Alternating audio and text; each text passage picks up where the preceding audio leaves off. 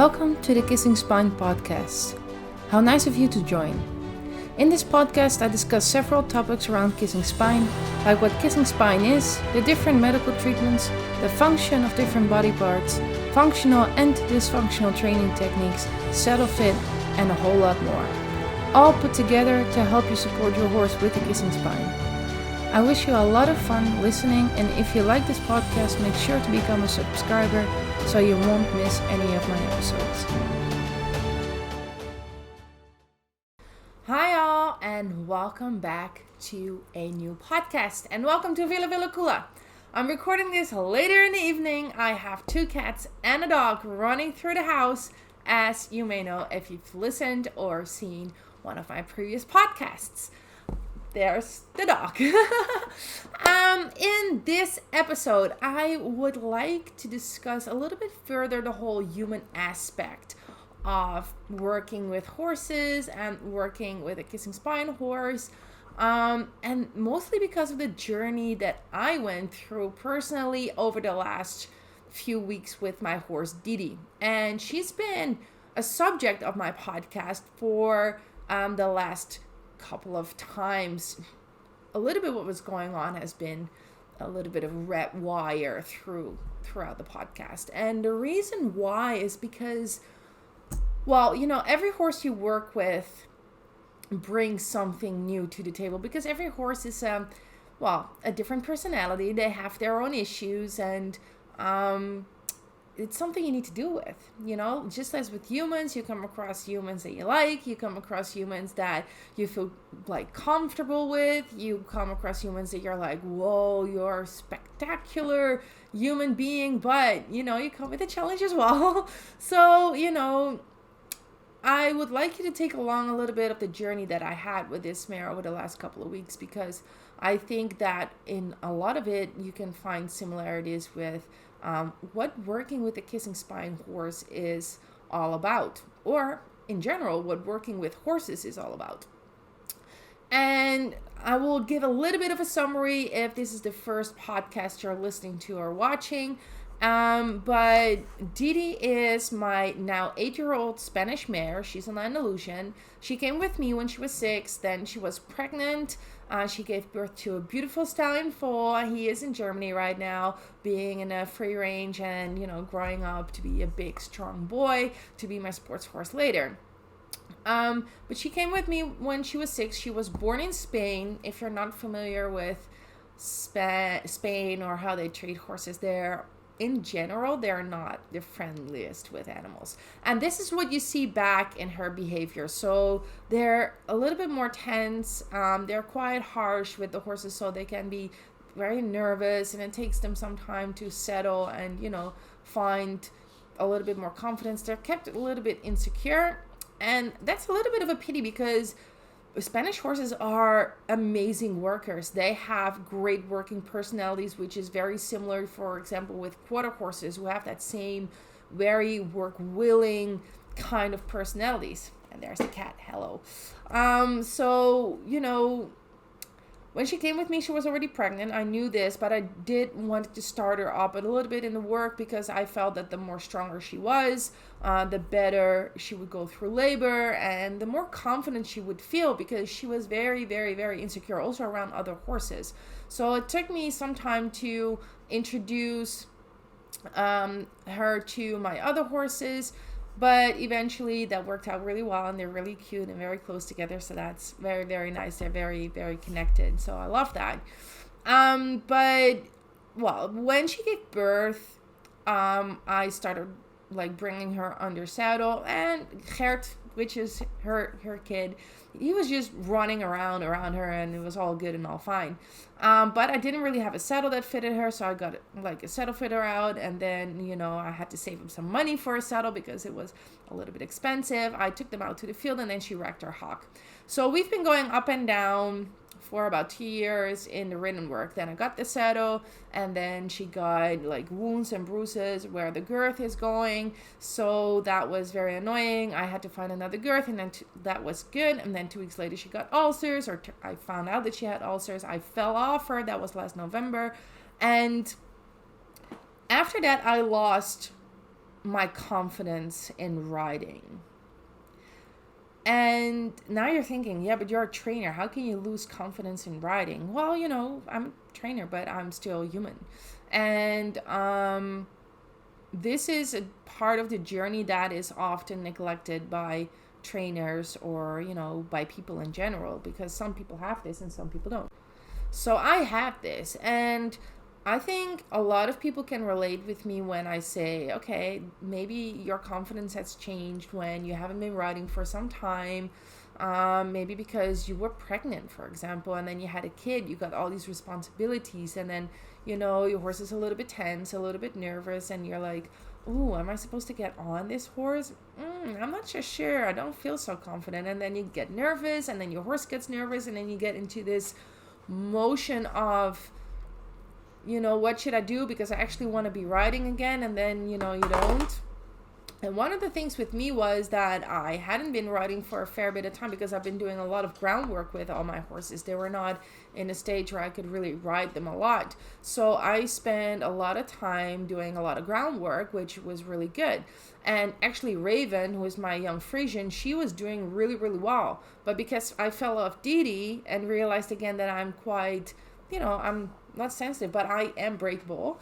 And that got worse when I broke my arm actually a couple of years ago. I realized that I can break, and then when I break something, I'm pretty lost with having a company and horses and all these responsibilities, a mortgage to pay for. So when I cannot work, I have a problem because then money is not coming in anymore. So that took a fair bit of time for me to settle, and now with Didi, I was starting running into problems that I didn't really dare to get on. But also with Raven, while she was doing really, really well, I just felt really insecure about my riding, and I didn't even dare to get on her, which is really bothering me. So, well, I've moved yards not too long ago. I went from a big indoor yard with 2 indoor arenas and everything indoor, which is very lovely in the country where the winters are very cold and very wet. I went to a smaller yard with only an outdoor arena, and the indoor arena is about to be built. I'm not sure whether I'm staying here. I don't think so, but I'm not going to wait until that day is going to come because I'm not having the best time here. But, I only had an outdoor arena, while in my previous yard in the outdoor arena, my horses were, like both Didi and Raven, were very energetic and very exciting and very bumpy and jumpy all over the place. So only having an outdoor arena really didn't make me feel that much better about riding them. But I also knew, and I already knew that before I decided to move here, that if I would get over this issue here, I would really win so much confidence. If you would get into a good working space here together, that we would build a lot more trust and a lot more confidence, and it's a challenge to overcome for greater good.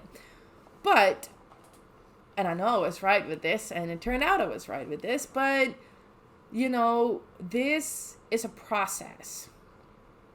So why am I sharing this? What I see happen a lot with people is that they're being pushed across their own boundaries. And what I really feel that in this process is very important, that you stay within, that you cross your boundary, but only within limits. So, for example, if you really feel anxious about getting on, cut it into pieces for yourself. Okay, don't expect yourself to get on and do walk, trot, canter and, have this whole picture in your head about how, all the stuff that you have to do in order not to fail, because that's often what it's about. And for me, it was you're a trainer. You don't even dare to ride your own horses. What kind of trainer are you? But if I'm going to talk myself down and put so much pressure upon myself, and if I'm going to listen to that voice inside my head, nothing's going to happen. I'm going to freeze, and I'm just going to get frustrated with myself, and then I'm getting depressed around my horses, which is not what I want, because I love being around my horses. So, I really had to cut it down into pieces and grant myself time to step by step overcome this. So what did I do in the beginning? I would settle them, and I would just walk around the arena next to them until I felt that they were going to settle, they got a little bit more familiar with this space. And then maybe I would get out And with Raven, I actually got on and just walked her around a bit, like do a little bit of walking, a little bit of stretching, a little bit of just keeping going back to that softness and relaxation. So every time she would build up tension, I would say like, no, let's just go back to that soft walk. And I would do a little bit of yielding, a little bit of shoulder forward, nothing too extreme. But just to find, like to do that little ride, close it down really well. And so I could say to myself, hey, you did that. And that went well. It felt good. Your horse was nice. Your horse was soft. You could stay soft and relaxed. Your horse could stay soft and relaxed. All right, we did this. And the same thing I did with Didi. So with both horses, I taught them that I would mount them from a mounting block. Well, I don't have a mounting block area outside of the arena. That felt a little bit unsafe for me. So I first had to work on mounting from the ground. That would be step one. And Raven was really fairly good with that. Didi not so much. So the second I put my foot into the stirrup, she would only like step back and like freak out a little bit and almost fall over backwards. It was like, whoa, okay, let's do this first. So I would walk her around. I would put my foot in the stirrup. And then I would take it out, and then I would walk her again. Find that softness and relaxation. I would repeat that until she would be okay with me putting the foot in the stirrup. And then I was just going to jump a little bit. And then if she would freak out, I would take my foot out. I wouldn't keep on going. I would take my foot out, then walk around again, find softness and relaxation until she would become soft again, and then I would try again. Within that session, the concern for me mounting from the ground actually went away.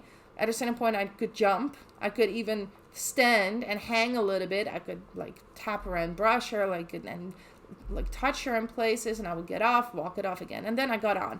And then when I got on, I would just sit there. I wouldn't walk with her anywhere. I would just sit there and okay, we accomplished this today. Okay? So I cut it into the pieces. First, my foot into the stirrup, that she would just chill and relax, then hang.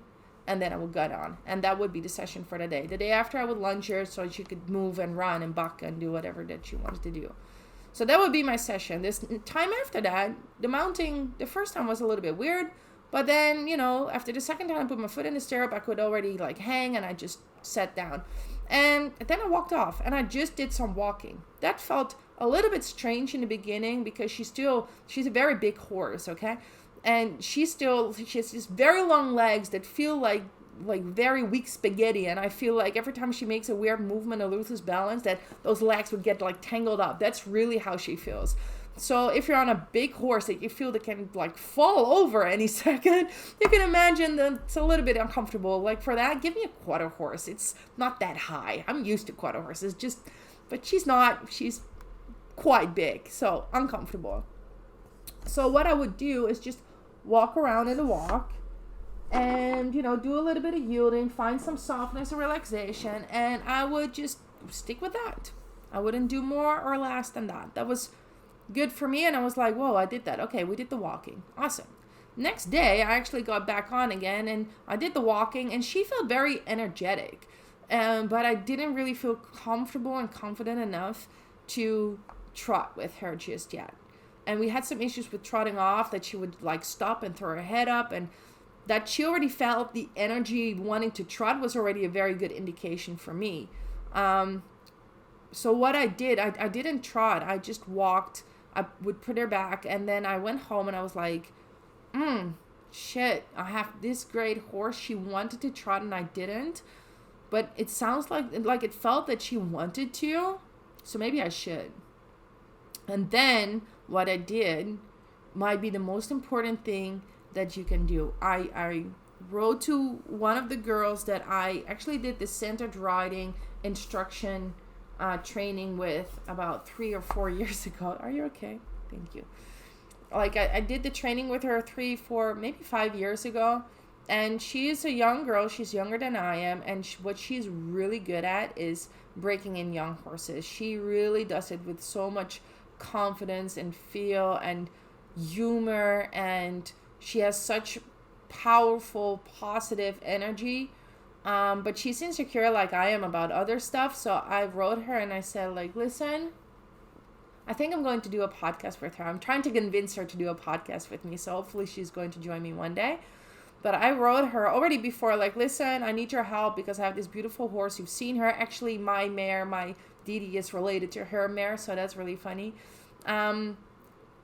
So she's familiar with Spanish horses as well, and I wrote to her and said, like, listen, I don't know what to do. I feel like I've completely lost my touch. I've lost my confidence, and this really sucks because I have this great horse and I'm too scared to do anything with her. And the thing is, because she had so many issues, I started communicating like, are you okay doing this? Like, okay, let's try this. And then I was really, okay, can she do this? And that made me really insecure. That would make me really give insecure messages to her.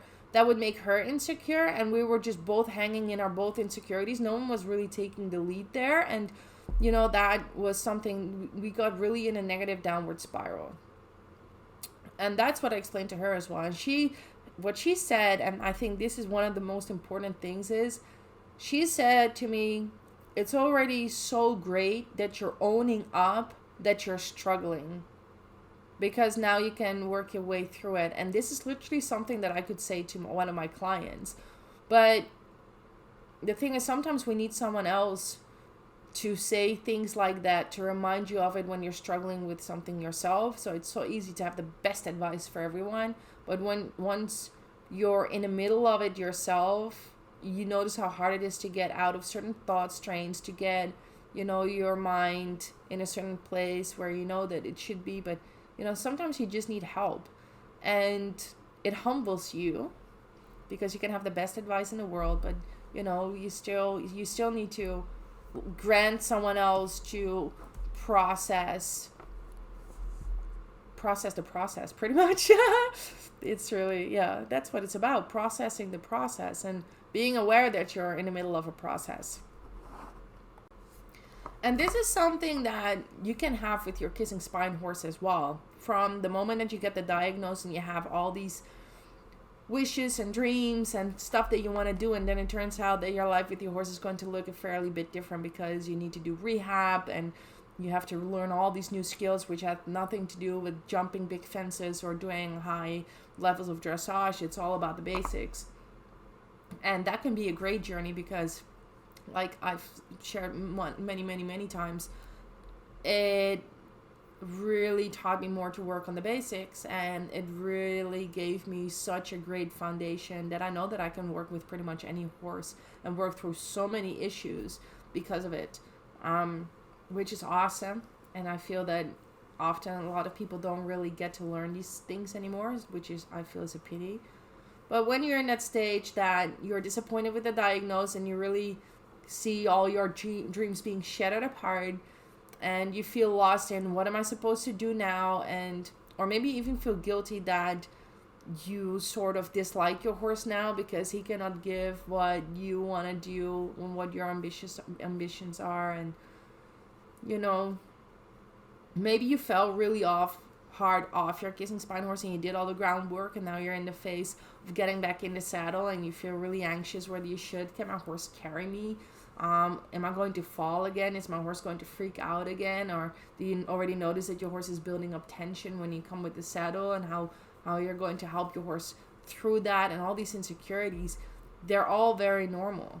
And there are people out there who can most certainly help you with that in many ways. Sometimes just asking for help is one of the most important things that you can do. So when I did the riding with just a walk, I made a video of that and I sent it to this girl. I said, okay, listen, I know I wrote you a couple of weeks ago that this is what I was struggling with. I got back on. This is the video. I want to know whether you see something. And she wrote to me. Oh no, actually what happened, I the day after that, 2 days after that, I got back on. I trotted with her, which felt really, really good. I made a video of that, and that video I sent to her. And the first response was, and you know, sometimes we don't even believe that these people exist in the horse world, but I think that we are a really great example that this is possible in the horse world. The first thing she said to me is, oh my God, you did this despite all your fears and all your discomforts and everything that you felt in the moments leading up to this. It's so awesome that you did it anyway.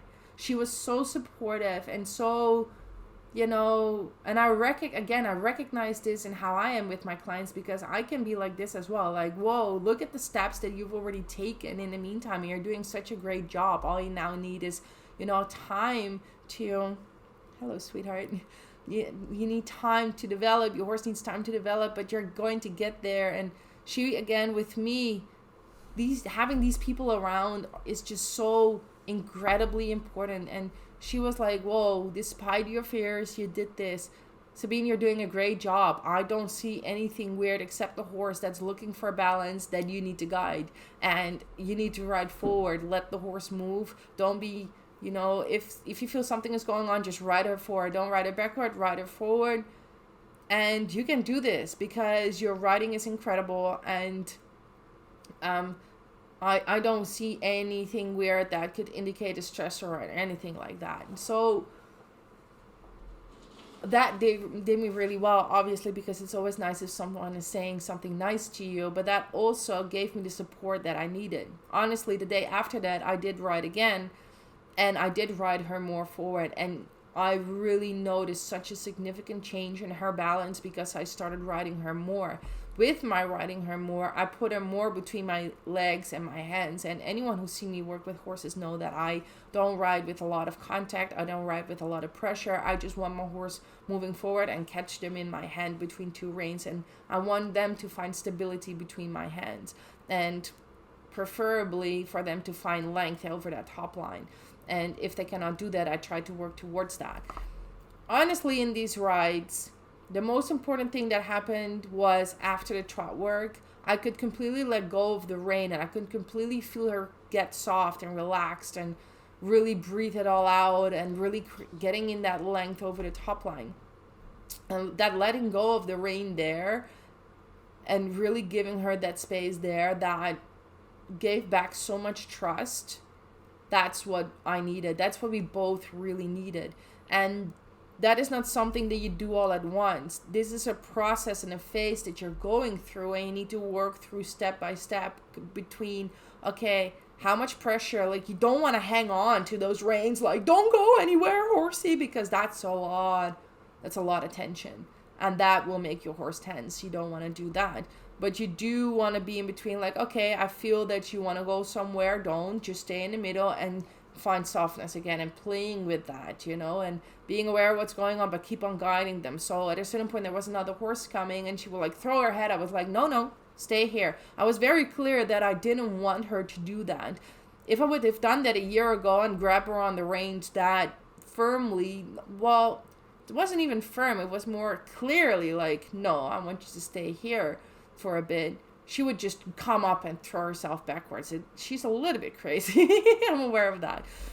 So there have been a couple of things that she's been responding so weird to things that it freaks me out a little bit, that she could just go anywhere out of nowhere. And especially because you feel her like boiling up like a little pot. She has so much power and so much energy. It's really insane, but she's not really going anywhere with it. But I just feel it roaring up inside of her, and I'm like, oh, if it's going to come out in the wrong way, I'm real deep.